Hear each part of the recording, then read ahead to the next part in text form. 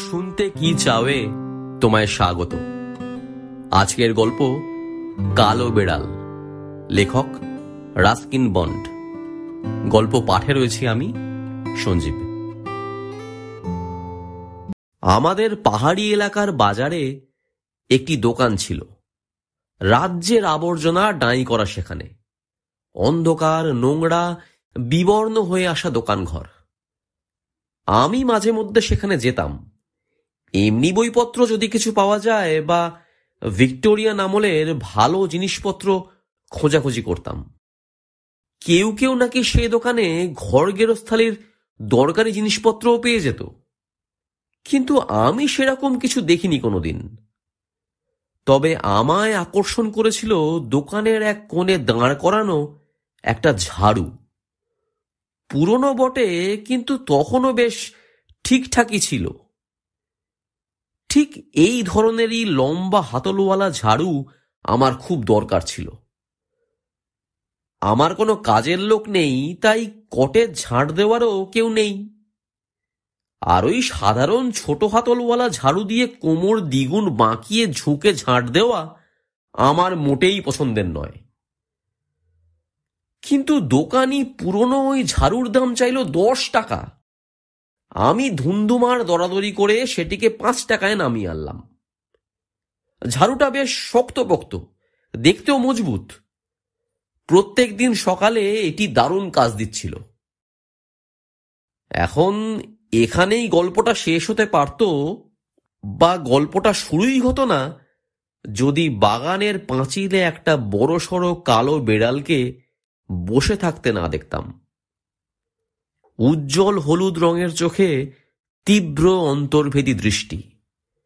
বেড়ালটা আমায় মাপছিল, যেন ঠিক কতটা সুযোগ সুবিধা আমার থেকে আদায় করা যায় ইত্যাদি হিসাব নিকাশ চলছিল তার মনে। আমার দিকে তাকিয়ে দু একবার ম্যাও করে ডাকলো বটে, কিন্তু আমি পাত্তা দিলাম না। বেড়াল নামক প্রাণীটিকে আমি কোনোদিনই লাই দিই না বটে, কিন্তু এই বেলা দেখলাম ব্যাটা আমার পিছু পিছু আসছে। তারপর এসে ভাড়ার ঘরের দরজায় তীব্র আঁচড় কাটতে লাগলো। দেখে মনে হচ্ছিল বেচারার খুব খিদে পেয়েছে, তাই কিছুটা দুধ এনে দিলাম। দুধটা চেটে পুটে শেষ করার সময় বার কয়েক গড় আওয়াজ করলো বেড়ালটা। তারপর এক লাফে কাবার্ডের ওপর উঠে আয়েশ করে বসল। বেশ কয়েকদিন কেটে গেলেও তার থেকে মুক্তি পাওয়ার কোনো লক্ষণ দেখলাম না। প্রাণীটার হাবভাব দেখে মনে হচ্ছিল ওই বাড়িটার মালিক, আর নিতান্তই করুণা করে আমাকে ওর বাড়িতে মেনে নিচ্ছে। আরো অদ্ভুত, বেড়ালটার আমার থেকেও আমার ওই সদ্য কেনা ঝাড়ুতে বেশি আগ্রহ। আমি যখন ঘর ঝাড় দেব, তখন ওই ঝাড়ুটার চারদিকে নেচে বেড়াবে, উল্টে শুয়ে পড়বে। আবার যখন ঝাড়ুটা দেওয়ালের গায়ে ঠেস দিয়ে রাখা থাকবে, বেড়ালটা ওটির গা বেয়ে উঠে পড়ে হাতলে গা ঘষবে আর মুখ দিয়ে গড় গড় আওয়াজ করবে। বেড়াল আর ঝাড়ু এই সম্পর্ক শতাব্দীর পর শতাব্দী ধরে ইঙ্গিতবাহী এবং নানান সম্ভাবনায় পরিপূর্ণ। এই কটেজটি বহু পুরনো, তা প্রায় 100 বছরের তো হবেই। আর ভাবলেই রোমাঞ্চ হয় এই দীর্ঘ সময়ে কত রকম মানুষ এখানে বাস করে গেছে। আমি এ বাড়িতে আছি মাত্র 1 বছর হলো। হিমালয়ের কোলে ওক গাছের জঙ্গলে নিঃসঙ্গ দাঁড়িয়ে আছে এই কটেজটি, কিন্তু কোনোদিনই ভূত বা প্রেতাত্মা জাতীয় কিছুর সঙ্গে আমার মোলাকাত হয়নি। জুলাইয়ের মধ্যিখানে মিস বেলোস এসেছিলেন আমার সঙ্গে দেখা করতে। আমি কটেজের বাইরে পাথুরে রাস্তায় তাঁর লাঠির ঠুকঠুক আওয়াজ পাচ্ছিলাম। সে আওয়াজ থামল গেটের সামনে। মিস্টার বন্ড, জাঁদরেল গলায় ডাকলেন, আপনি কি বাড়ি আছেন? তখন বাগানে কিছু কাজ করছিলাম। মাথা তুলে দেখলাম বৃদ্ধ এক ইংরেজ মহিলা রিজু শরীরে দাঁড়িয়ে গেটের ওপার থেকে এক দৃষ্টে তাকিয়ে আছেন আমার দিকে। হাতের নিড়ানিটা ফেলে বললাম, গুড ইভিনিং। আমার বিশ্বাস আমার বেড়ালটা আপনার কাছেই আছে। মিস বেলোস বললেন, ব্যাপার হলো আমি ভদ্রমহিলাকে এর আগে কোনোদিন দেখিনি, কিন্তু ওঁকে বিলক্ষণ চিনি, কারণ এই হিল স্টেশনের সব থেকে পুরনো বাসিন্দা হিসাবে ওর বেশ নামডাক আছে। আমার কাছে একটা বেড়াল আছে বটে, আমি বললাম, যদিও ঠিকঠাক বলতে গেলে বেড়ালটার আশ্রয়েই আমি আছি। যদি ওটা আপনার বেড়াল হয় তার কাছে আপনি আসবেন বই কি। আচ্ছা, আপনি ভেতরে আসছেন না কেন? আমি ততক্ষণে খুঁজে দেখি সে কোথায় গেল। মিস বেলোস ভেতরে এলেন। একখানা সেকেলে কালো পোশাক পরেছেন আর হাতে ওয়ালনাট কাঠের একটা লাঠি। সেটির 2-3 জায়গায় বাঁকানো, আর হাতলের বদলে লাঠির মাথাটা গোল মতো। ভদ্রমহিলা আরাম কেদারায় হেলান দিয়ে বসলেন। আমি তখন বিড়ালটাকে খুঁজতে গেলাম। সে যথারীতি রহস্যজনকভাবে উধাও। আমি চেনা কায়দায় বার কয়েক ডাকলাম, কিন্তু কোনো সাড়া পেলাম না। আমি জানি সে কাছে পিঠেই কোথাও আছে, কিন্তু বেড়াল প্রাণীটা এমনই স্বেচ্ছাচারী, জেদি প্রাণী। শেষমেশ যখন বসার ঘরে এলাম, দেখলাম বেড়ালটা মিস বেলোসের কোলে গুটি পাকিয়ে বসে আছে। ও, পেয়ে গেছেন দেখছি। আচ্ছা, যাওয়ার আগে কি একটু চা খাওয়া যায়? না ধন্যবাদ, মিস বেলোস বললেন, আমি চা খাই না। তবে কড়া কিছু, একটু ব্র্যান্ডি? তিনি এবার কড়া চোখে আমার দিকে তাকালেন। আমি খানিকটা অপ্রতিভ হয়ে দ্রুত বললাম, আমি যে খুব বেশি মাত্রায় পান করি তা নয়, তবে ওই আর কি, অল্প স্বল্প রাখা থাকে। জরুরি কোনো দরকার হয়ে পড়লে ঠান্ডা রুখতে দারুণ কার্যকরী। অসম্ভব শীতে এটা কিন্তু বেশ ভালো কাজ দেয়। আমি আমতা আমতা করে বললাম, আপনার কেটলিতে জল ফুটছে দেখছি। উনি বললেন, একটু গরম জল হবে? গরম জল? নিশ্চয়ই।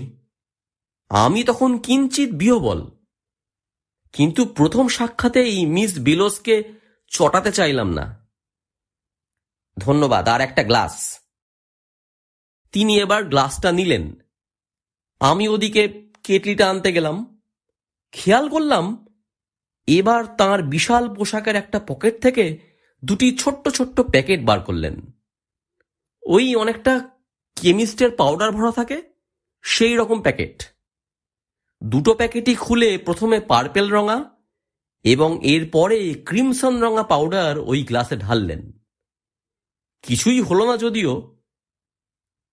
এবার জলটা দিন দয়া করে, উনি বললেন। গরম, ফুটন্ত কিন্তু। কোনো ব্যাপার না। আমি তখন ওই ফুটন্ত জল ওর গ্লাসে ঢাললাম। অবাক কাণ্ড! সঙ্গে সঙ্গে ভয়ানক শাঁ শাঁ শব্দ হতে লাগলো, আর হু হু করে ফেনা উথলে উঠল। যেমন ফেনিল শূন্যগর্ভ একসময় গোটা একটা চক্রে পরিণত হয়। তীব্র কটু গন্ধ ছড়িয়ে গেল চারপাশে। মিশ্রণটি এতটাই গরম হয়ে উঠেছিল, আমি ভাবলাম এক্ষুনি গ্লাসটা ফেটে চৌচির হয়ে যাবে। কিন্তু সেসব কিছু হওয়ার আগেই মিস বেলোস গ্লাসটি ঠোঁটে ছোঁয়ালেন আর সুরুত করে খেয়ে ফেললেন। সব দেখে আমি হতভম্ব হয়ে গেলাম।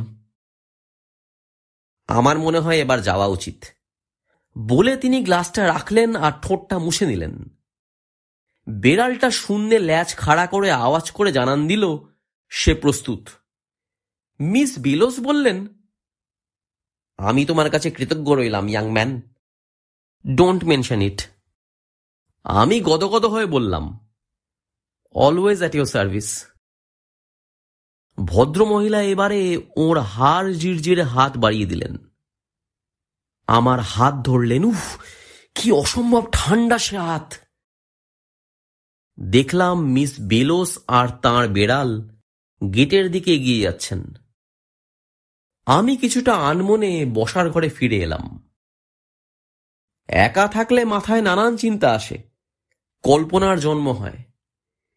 এসব ভেবে নিরুৎসাহিত মনে মুখে হাসি আনার চেষ্টা করলাম, কিন্তু সঙ্গে সঙ্গে সে হাসি গলায় আটকে দলা পাকিয়ে গেল।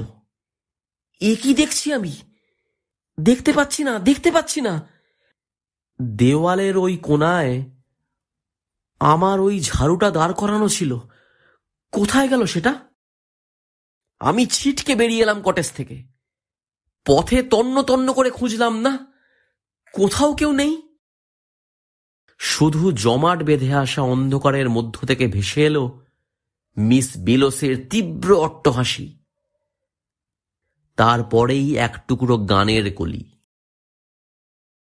আমার চারপাশে জমে ওঠা এই অন্ধকারে আমার টুপির পেছনে ওই উঠেছে চাঁদ। বিপদে পড়বি তুই, চিনিস যদি ডাইনি আর ডাইনির বেড়াল। আর তখনই দীপাবলির হাউইবাজির মতো কি একটা শোঁ শোঁ করে মাথার উপরে উঠে গেল। চমকে উঠে ওপরে তাকিয়ে দেখলাম উদীয়মান বিশাল চাঁদের সামনে তাদের কালো ছায়াময় অবয়ব। আমার সেই ঝাড়ুতে চড়ে উড়ে চলেছেন মিস বেলোস আর তাঁর বেড়াল। গল্প কেমন লাগলো জানাতে ভুলো না। ভালো লেগে থাকলে লাইক করো, প্রিয় মানুষের সঙ্গে শেয়ার করো। চ্যানেলটা সাবস্ক্রাইব না করা থাকলে সাবস্ক্রাইব করে দিও। জলদি ফিরে আসবো আবার নতুন গল্প নিয়ে। ভালো থেকো।